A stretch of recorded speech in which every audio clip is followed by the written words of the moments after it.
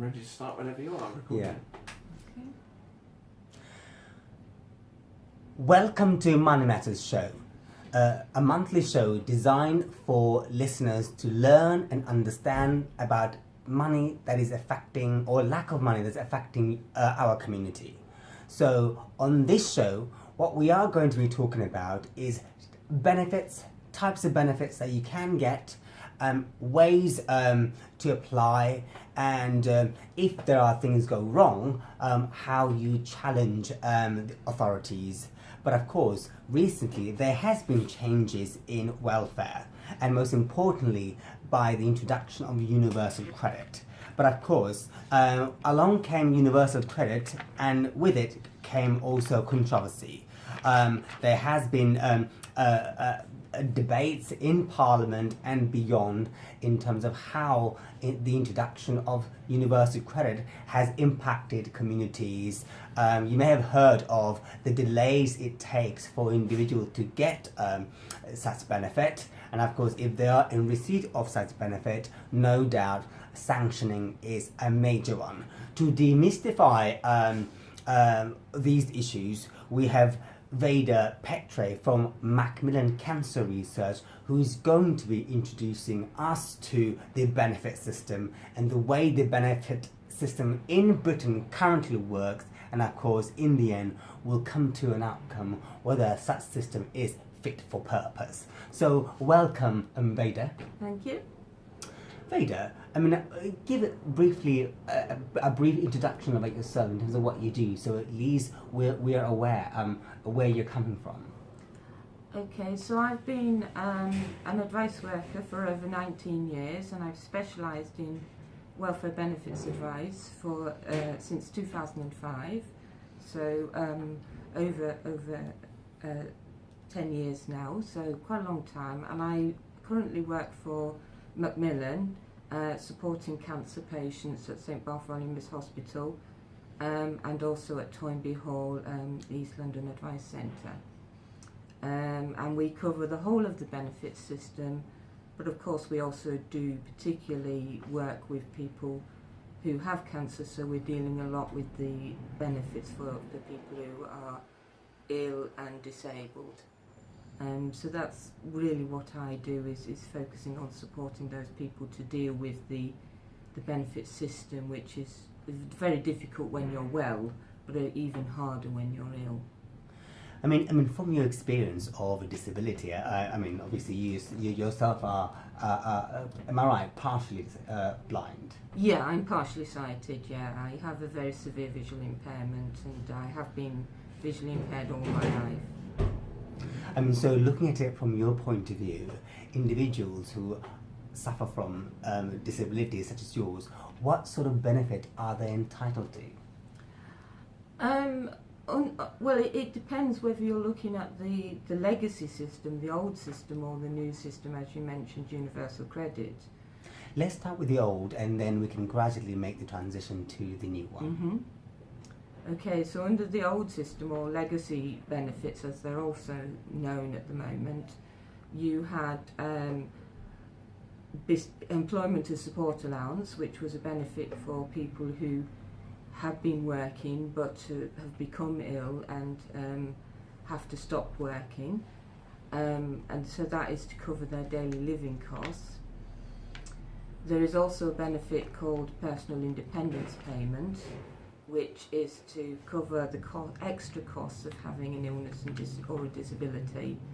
For instance, the extra costs of having to have somebody to help them to do things, like coming in and preparing meals for them and things like that, helping them out with their daily living tasks, or helping them to get out to places they need to in terms of mobility. You could apply for other benefits that anyone can apply for, such as job seekers allowance, but you had special rules if you had a disability, that you could get extra amounts in those benefits. What do you mean by other rules? You had premiums, additions added on to the amount that you could get. So you had a disability premium and a severe disability premium that took into account the extra needs that you had and the extra costs that you had because you had a disability. This is something that has changed under the new system. These premiums have changed. In what way has it changed?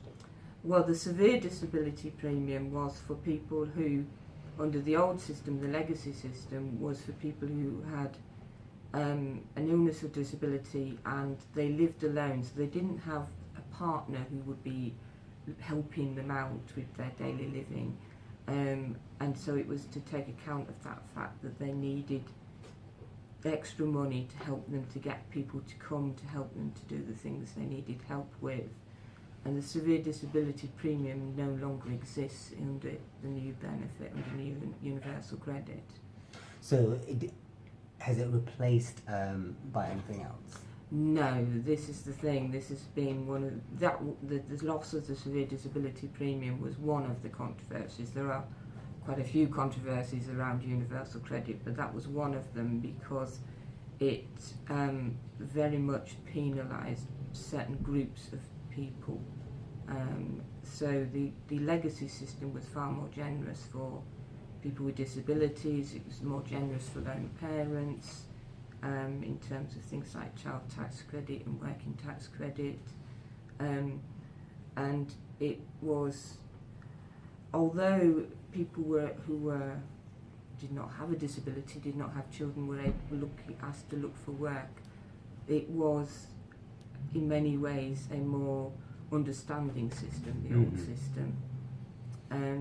So those, and you could also get anyone, regardless of whether they had children or not, could get things like housing benefit to help towards their rent, and they could get council tax benefit to help towards the cost of council tax. So there was quite a range of benefits under the legacy system for many different types of people. So what do we have now then? In what way have things changed? Okay, so universal credit was introduced over 4 years ago, so quite some time really. It was originally intended to be a single benefit that would simplify the benefit system. Clearly it's not a single benefit because there are still other benefits that will exist as when universal credit is fully in place. And it's also not simplifying the system because universal credit is complicated. So then the emphasis shifted to making work pay, and that was a big keynote element, a big keynote speech for the government. It was that idea of making work pay. But universal credit is less generous than working tax credit was under the legacy system. So the amount of the rate at which you lose universal credit as your earnings go up is much faster than under working tax credit. So what does it entail, universal credit? I mean, tell me more about the makeup of it. So it has different elements depending on a claimant's circumstances. Everybody has a standard element. So what is standard element? So that standard element is the basic amount of money that the government say that a single person or a couple need to live on each week. So what, if you're in jail, say $73.10 per week? Yeah, it's the same, basically, same rate as job seekers' allowances. The difference with universal credit is that it's paid monthly, not weekly, which is a big change for the benefit system, and certainly a big change for people who have been used to either being paid weekly through their earnings or being paid weekly or fortnightly through legacy benefits. On top of the standard element, there are other elements for different circumstances. So there is a child element for anyone who is responsible for a child or a young person. There is a limited capability for work-related activity element, which is a very long-winded way of saying that somebody has an illness or disability and cannot work. There is also a carer's element for people who are caring for somebody who has a disability. Mm-hmm. A child cost element, so this is for people who are working and they incur costs for childcare, basically. So am I right to think that with some benefits, when you're talking about carers element and or job seekers, you get one or the other? With universal credit, some things can come together and some things can't, basically. Mm-hmm. This is why universal credit is very complicated. As I say, the standard element everybody gets. Mm-hmm. Everybody with a child can have a child element, and if they have a child with a disability, they can also have an extra element for a disabled child on top of the child element. But if somebody has a disability and they are also a carer, they cannot get the limited capability for work-related activity element and the carer element. They can only have one of those. And if you have a couple who both have a disability and are not able to work, only one of them can have a limited capability for work-related activity element. They can't both have one. So this is a big change from the old system where it was possible for couples to have disability-related premiums, both of them in the couple. You can only have one person who effectively can be treated as having a disability or an illness. You can have one member of the couple who's treated as having a disability and one member as a carer. But in the past it was possible for both to be treated as having a disability and both to be carers. So this makes a big change financially for people. It's a big drop financially for certain people. In terms of claiming universal credit, how do you go about doing it? Okay, so this is another controversial area, the claim process, because universal credit, another idea behind universal credit was to try and make the benefits system more digital. So the only way you normally can claim is online by going to the gov.uk website and applying online. You go through an online application form which asks questions about your circumstances, such as the type of accommodation you live in, your income and your savings, etc. You then will have to go to a job centre to agree what's called a claimant commitment, which sets out what you will do to look for work, if you're able to look for work.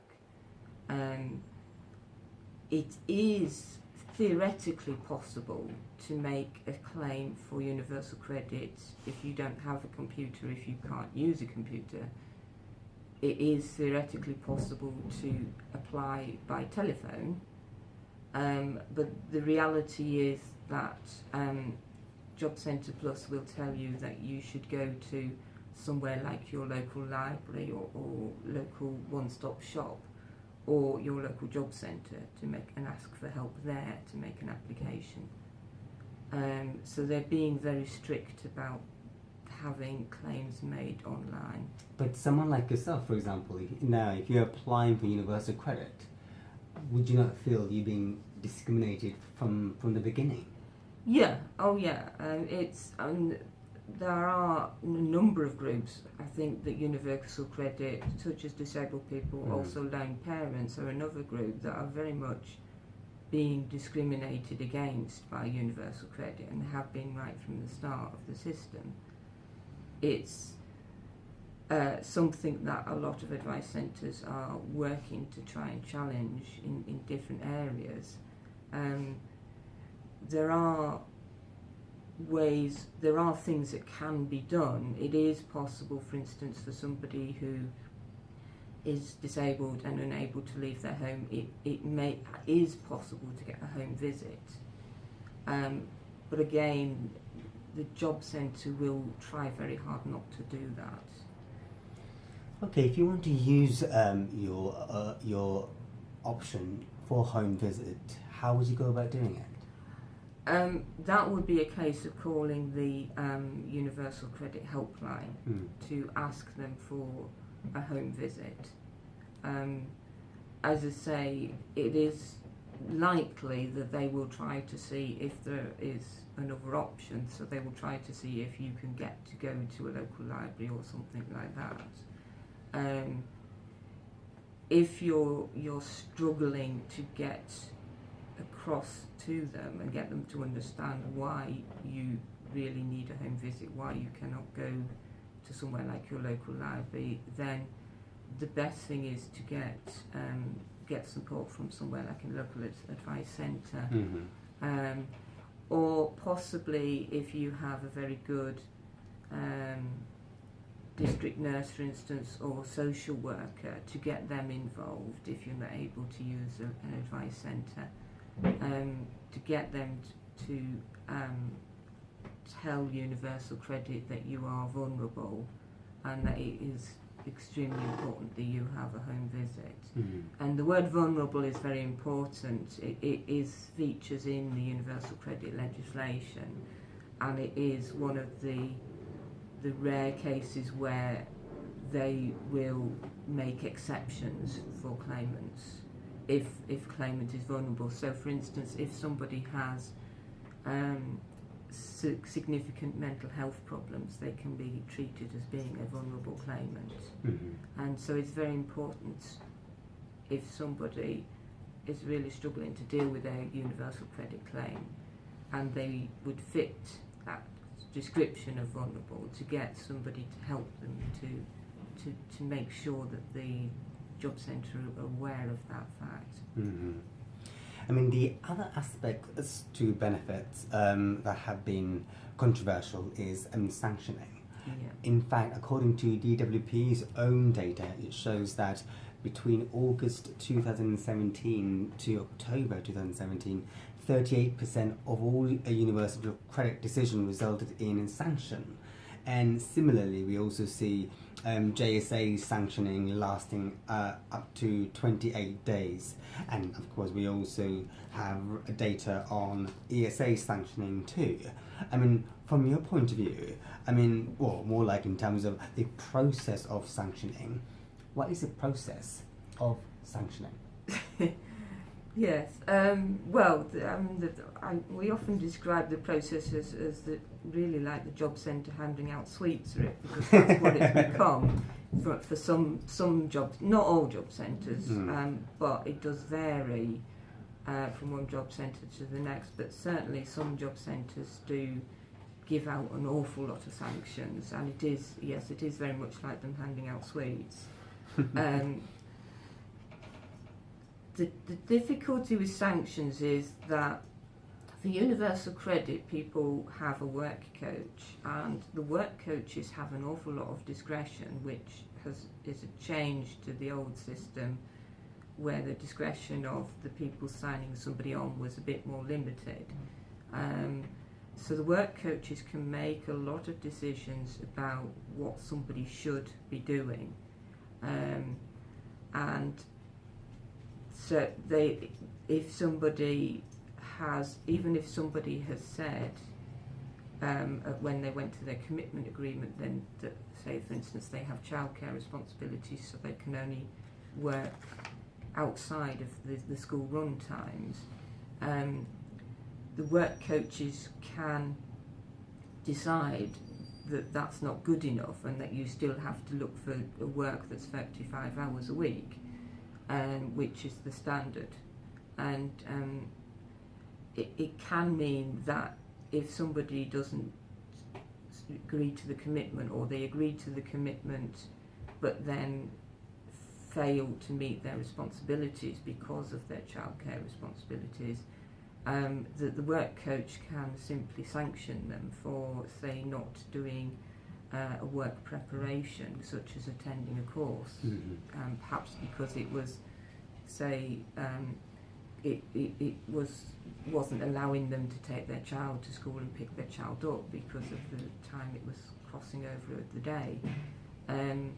So the work coaches have a lot of discretion to give people sanctions. The sanctions, but basically there is a daily rate which is times by the number of days of the sanction, and that figure is then taken off the So standard what do you allowance. mean? When you're sanctioned, you actually lose your money.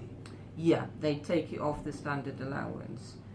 How much and how long the sanction lasts for depends on what you didn't do, really, and whether you've already previously failed to do something. So tell me more about, in a sense, of the process from the point of view of a claimant. What can the claimant do when the person isn't happy about being sanctioned? Okay, so they will be told that they're being sanctioned. They will be told what they're being sanctioned for, and what they should do, and how much their benefit will be deducted by. So they will get a decision about that. They can challenge that decision in the same way. A sanction can be challenged in the same way as any other kind of benefit decision. So you must ask for a mandatory reconsideration. The difficulty with universal credit is, under the old system you could write a letter or telephone them. Under universal credit you do everything pretty much through your journal, your online journal. So you need to tell them that you disagree with their decision and why you disagree with their decision. If you had good cause for failing to do what it was that they asked you to do, then you should tell them that, because that is really important in terms of getting a sanction changed. If you had good cause for them not doing something, such as if you had childcare responsibilities and you had to take your child to school, there was no one else to take your child to school, for instance. So you ask them for a mandatory reconsideration. They will look again at their decision and tell you whether they've changed their decision or not. What if you're not successful in that process? Okay, yeah, so that's very possibly will happen, as does with mandatory considerations, unfortunately. You then have the right to appeal, which means going to independent tribunal, Social Security and Child Support Tribunal. You apply directly to the tribunal for an appeal. And as I say, that is independent, that is separate from the job centre. The best way of dealing with an appeal is to actually go to an appeal with the tribunal centre, so that you can see the tribunal panel face to face and tell them what your situation is, tell them why you were not able to do what you were asked to do and why you think it's unreasonable, the sanction. And the tribunal will then make a decision either on the day, or they may decide that they need more evidence, which they will gather, and then they will make a decision. So is there any way you can actually take your case further to a second-tier tribunal? There is, if you believe that the first tribunal made an error of law, you can actually appeal against that decision to what's known as the upper tribunal. And do you get legal aid on this, or can you get legal aid in the whole process? When does legal aid kick in? Legal aid kicks in at the appeal process stage. You cannot get legal aid for mandatory considerations. But if you have started an appeal, or if you're starting an appeal, you can go to such as somewhere like a law centre or advice centre that does legal aid work, or to a solicitor that does legal aid work and specialises in welfare benefits work. Okay, well, thank you. Thanks for this, Veda. I've got a couple of tweets that I picked up on. One is from Sam. Sam says, Universal Credit is such a shamble. My Universal Credit stopped last week because I did not go to an appointment, although I told them that I had a doctor's appointment. What can I do? Veda, help him. Okay, well, you can, as I say, ask for a mandatory reconsideration, and you have a month in which to do that from the date the decision was made to stop the benefit.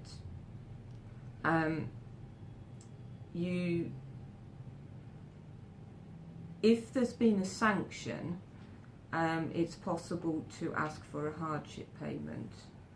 But if it's purely that the benefit has been suspended, then the way to deal with it would be to ask for a mandatory reconsideration.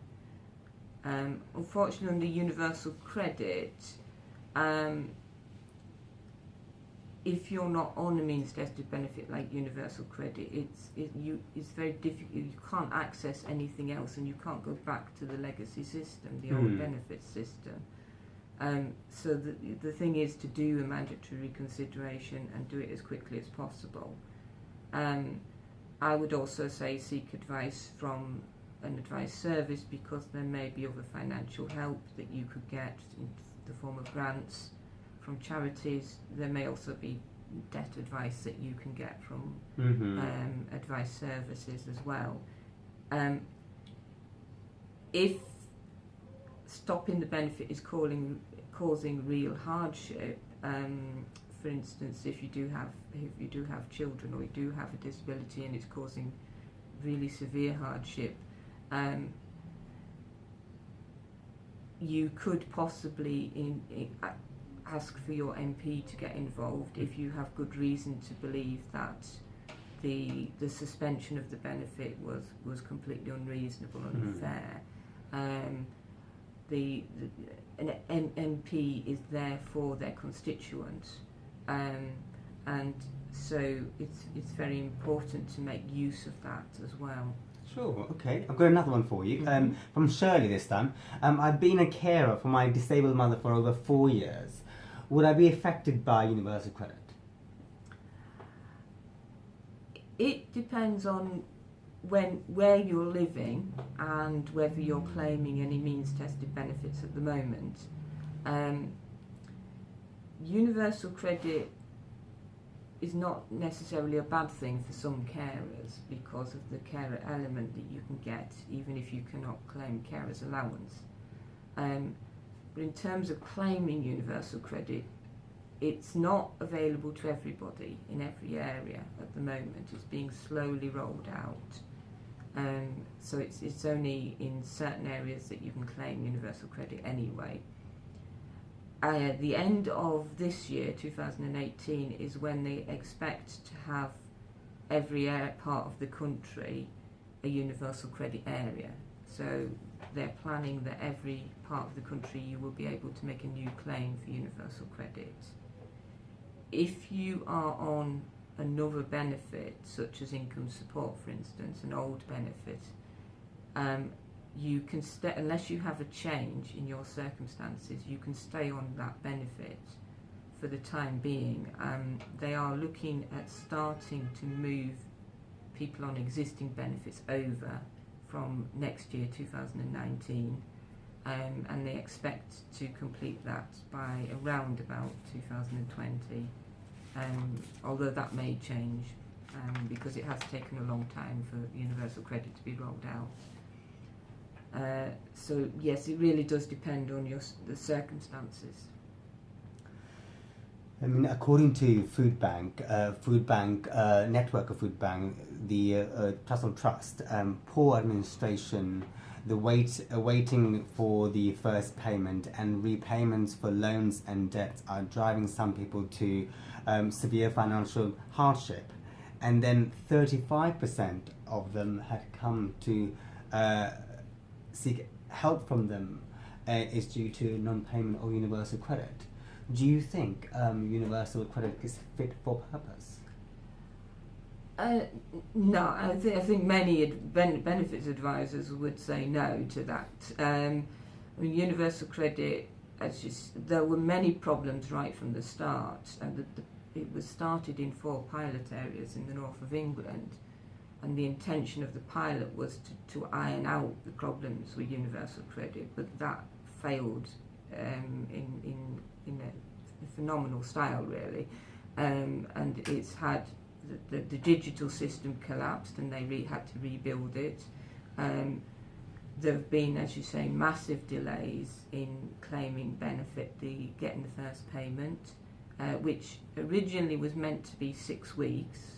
It's now actually come down to 5 weeks because they've removed the 7-day waiting period that you had to wait when universal credit first came in. Mm-hmm. You couldn't be paid for the first 7 days. They've actually removed that now, so it's actually 5 weeks now, not 6 weeks, which is what it was for a very long time.